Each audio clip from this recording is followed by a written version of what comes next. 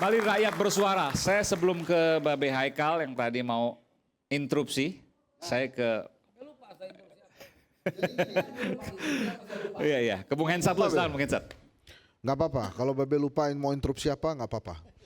Jadi gini Bang Aiman, kalau kemudian semangat mengumpulkan partai-partai politik untuk berada dalam sebuah koalisi adalah untuk mencegah agar tidak ada yang berisik, itu menurut saya berbahaya koalisi yang terbentuk, dan saya mengajak rakyat untuk menggagalkan koalisi yang dibentuk atas tujuan supaya tidak ada orang yang berisik. Karena nggak boleh hal itu terjadi. Jadi menurut saya, kalau kemudian tujuannya Pak Prabowo mengundang semua orang dan mengatakan merangkul semua orang adalah untuk mengajak semua orang bungkam terhadap apa yang dia keluarkan dalam sebuah program, itu jadi salah. Dan itu salah di awal. Belum dilantik padahal. Memang Pak Prabowo ngomong seperti itu? Enggak, maksud saya Merangkul, menjelaskan. iya. Oh, Saya kalau menjelaskan ini. bahwa jadi berada di luar Iya. pemerintah, di luar pemerintahan itu bukan berarti tidak mulia. Iya. Itu mulia juga. Tapi nggak dapat apa-apa kan itu? Loh, itu kan problemnya pilihan politiknya dia. Oke. Kalau misalnya dia kemudian ada satu kelompok misalnya berada di luar pemerintahan, apapun alasannya, misalnya karena kalah, karena ingin menjadi penyeimbang atau ingin memberikan masukan kritis, boleh. Tapi jangan yang menang mengumpulkan semuanya dalam rangka supaya tidak ada yang berisik. Ya jangan dong. Emang kalau mengumpulkan semua kira-kira tujuannya apa? Kalau menurut saya ingin mengumpulkan semua supaya dalam berada satu barisan aja. Tapi jangan kemudian memotong fungsi demokrasi yang ada. Saya memahami apa yang disampaikan oleh Bang Haris tadi. Ya jangan kemudian legislatif menyanyikan lagu setuju terus-menerus terhadap eksekutif. Atau bahkan yudikatif tidak mengawasi secara hukum jalannya pemerintahan yang dilakukan oleh eksekutif. Jadi memang harus dipisah. Tapi bukankah kemudian ketika merangkul dan kemudian diberikan jabatan atau setidaknya bisa bisik-bisik seperti Babe, kan pasti juga tidak akan mungkin berbeda pendapat. Nah kalau tujuannya seperti itu, lebih baik jangan ada rangkul-rangkulan koalisi. Dan saya mengajak rakyat juga protes di awal aja. Kalau misalnya sekarang Bang Refli Harun protes kenapa kemudian Nasdem dan PKB masuk koalisi misalnya, harusnya semua pendukung 01 marah juga. Mestinya. Apalagi kalau ternyata tujuannya adalah supaya tidak berisik nanti pada saat menjalankan pemerintahan. Nggak ada yang kritis. Yaitu kita harus cegah dari sekarang. Termasuk Babe Haikal juga saya yakin tidak setuju kalau kemudian tujuan Pak Prabowo merangkul semua saya itu potong, adalah ini sebagai penting. ngomong. Bukan cuma dalam rangka supaya nggak Nggak berisik, berisik. tapi juga ada sisi lain supaya kebagian. Jangan gitu juga. Jadi Masuk supaya kebagian Jujur aja, gitu. sekarang jujur aja. Ngobrol sama teman-teman di KPK atau yang alumni KPK. Kalau dia udah berani, udah lepas, tolong buka dong. Berani nggak? Ya kan? Ini sih kalau saya mah masa bodoh sama dia nih. Berani apa maksudnya nih Bung Haris? Masa bodoh dalam arti sebelum jadi anggota parlemen juga kita udah sering nongkrong. Tapi dia buka dong. Bagaimana praktek tawar-menawar itu? Tawar menawar apa? Tawar menawar kan tadi saya bilang dia tahu informasinya, dia yang ikut dalam perencanaan kebijakan dilaksanakan nanti subkonnya perusahaan-perusahaan Oke. orang-orang itu juga Ini proyek misalnya. proyek, dan itu yang kemudian menyandra si Nasdem atau si PKB. partai-partai yang lain. Makanya tadi saya bilang tanya dong sama yang jago di kejaksaan atau di KPK. Tapi kan nggak semuanya tersandra. Babe nggak tersandra. Jadi maksud dengan saya- sukarela. Enggak, saya Karena mau Babe bilang nggak punya tadi poinnya gerbong. kalau Om Aiman, Yang jadi punya poinnya saya gerbong mau kan bilang disandra semua itu. dikumpulin rame-rame semua satu lingkaran itu bukan dalam rangka supaya jangan berisik, tetapi juga motif yang mau gabung kita juga mesti periksa. Bisa nggak tuh kawan dekatnya Om Haikal yang bernama Pak Prabowo itu melihat itu. Jadi jangan hanya pengen kuat karena semua mendukung, tapi juga kuat karena tidak ada Bromo Corah. Tidak ada orang yang mau cari untung di situ. Atau itu dimafhumkan. Makanya ini penting. Misalnya gini ya, sebagai contoh misalnya, kita udah tahu tuh ketum-ketum partai politik yang mendukung Prabowo itu bermasalah, ya kan? Ini pengetahuan umum ya. Ada masalah minyak goreng, ada masalah impor gula, ada diperiksa Kejaksaan Agung, kantornya langsung melipir. Pertanyaannya adalah, apakah Prabowo Subianto sama akan menerapkan politik sebagaimana diterapkan Jokowi, yaitu mengambil orang-orang bermasalah agar gampang dikendalikan? Akan itu juga soal. Kalau memang tidak, harusnya mereka tidak terpakai dalam pemerintahan Presiden Prabowo. Tapi kalau mereka terpakai, rupanya polanya sama saja.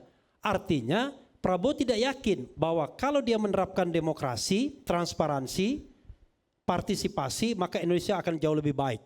Begitu. Oke. Makanya penting begini loh, Bung Aiman. Ya enggak, bukan. Jadi ini dalam konteks demokrasi kita ya. Ini kita bicara sebagai negara demokrasi, bukan sebatas jargon ya. Ada banyak hal yang harus kita benahi dalam aspek demokrasi kita, termasuk tadi dalam di pemerintahan dan luar pemerintahan tadi. Selama ini ya, karena kita terjebak pada term dan jargon demokrasi tadi, tapi pada aspek aplikasi dari substansi demokrasi itu kita nggak jalanin tuh.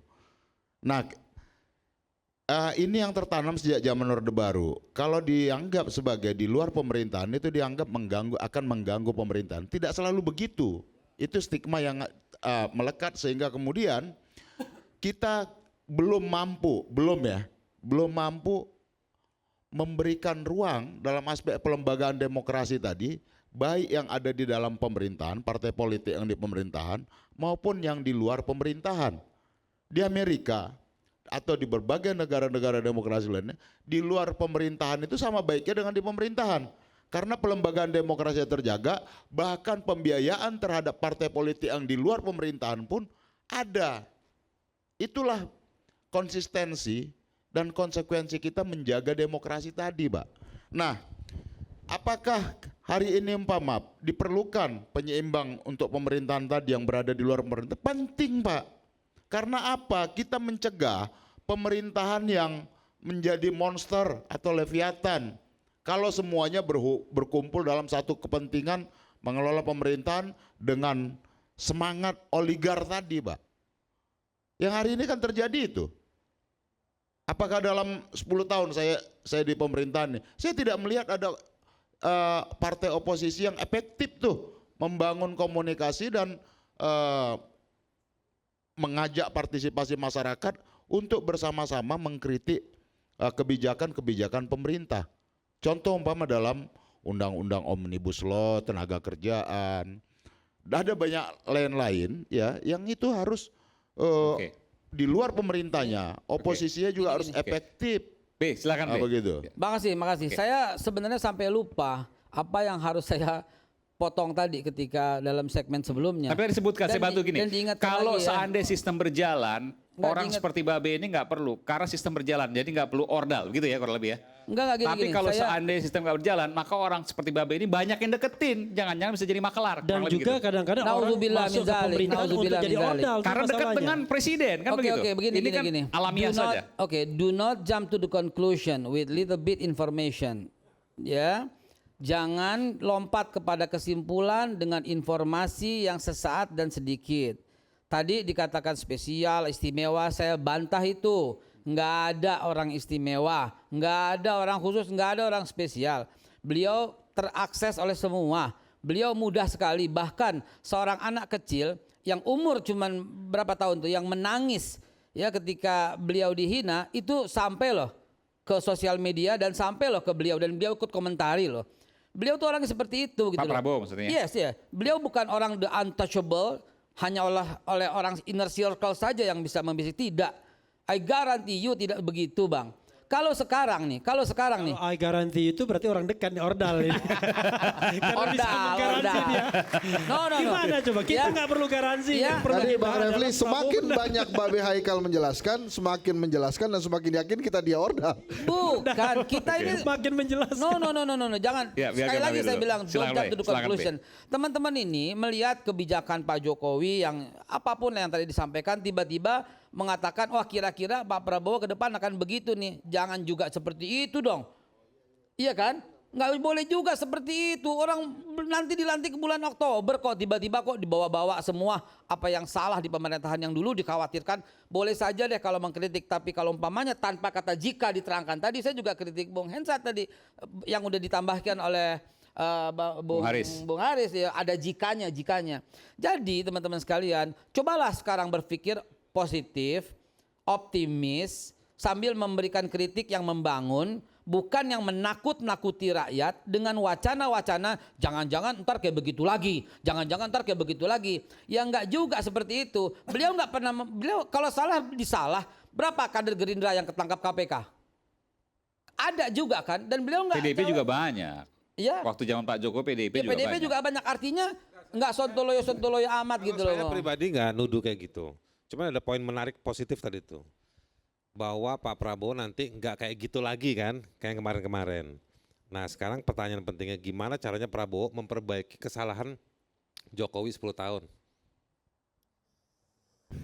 Itu bukan kapasitas saya dalam menjawab.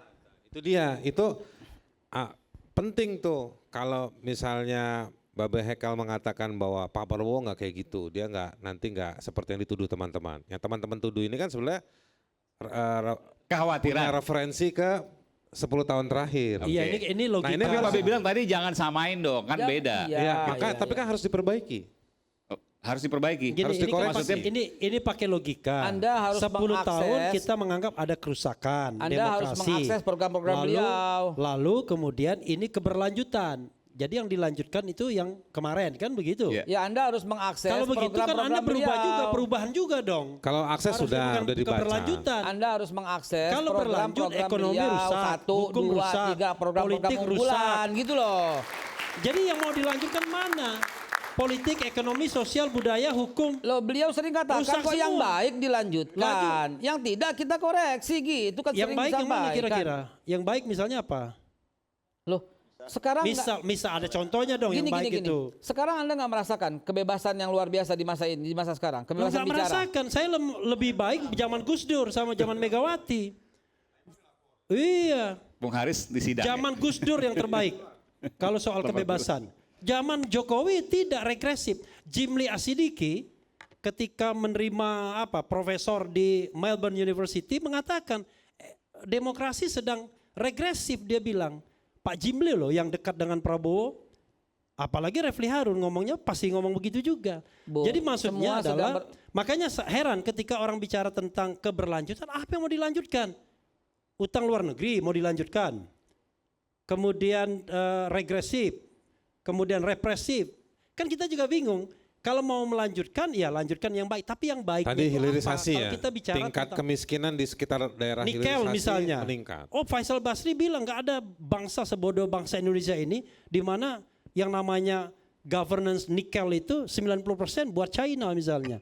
Kan banyak hal-hal. Lalu apa yang mau dilanjutkan? Apa? Pindah Ini- ibu kota juga belum tentu mau Pak Prabowo. Bung, gini Bung. Jangan sekali lagi saya ulangi lagi nih ya.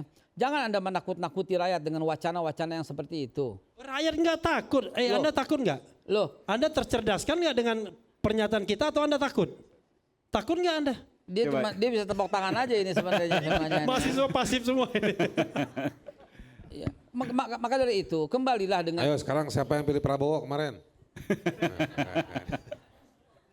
Silakan B. sudahlah. Yang sudahlah. tunjuk tangan nggak ada, nyolek-nyolek lu tuh. Jadi maksudnya begini. Sudahlah gitu ya, sudahlah. Saya Silakan, sekali lagi saya bilang, sudahlah.